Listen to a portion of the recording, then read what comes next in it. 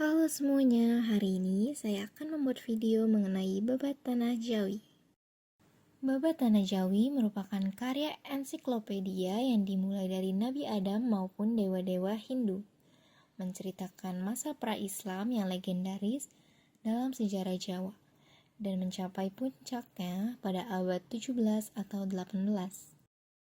Babat Tanah Jawi disusun oleh W.L. Oldove pada tahun 1941. Isinya adalah babat para raja di tanah Jawa mulai dari Nabi Adam hingga tahun 1647. Menurut sejarawan M.C. Redcliffe, babat Tanah Jawi menuturkan peristiwa-peristiwa dalam sejarah Jawa prakolonial dengan bahasa yang lugas dan apa adanya. Jawa menyimpan misteri sejarah yang sangat mencekam dan dramatis. Namun, tidak banyak jejak yang terekam dalam catatan tertulis. Babat Tanah Jawi merupakan satu dari sangat sedikit penuturan sejarah Jawa yang bisa terdokumentasikan.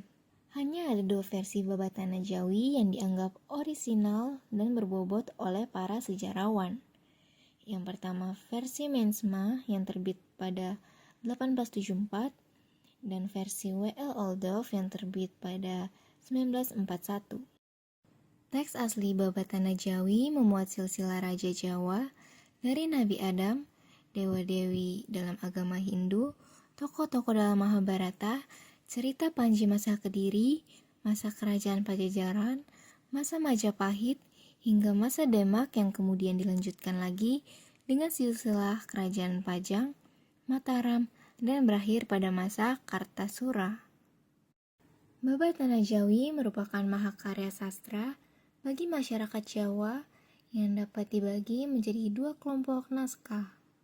Pada tahun 1874, seorang ilmuwan dari Belanda bernama Johannes Jacobus Mensma menerbitkan Babat Tanah Jawi dalam versi prosa. Selain itu, W.L. Oldove, sejarawan Belanda, juga ikut memproduksi Babat Tanah Jawi dari versinya Mensma pada tahun 1941. Mengapa Babat Tanah Jawi masuk ke dalam historiografi tradisional?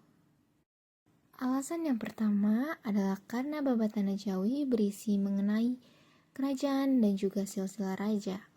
Dengan demikian, Babat Tanah Jawi merupakan salah satu jenis historiografi tradisional. Yang kedua, Babat termasuk ke dalam ciri historiografi tradisional karena masih dibumbui hal-hal yang bersifat mistis.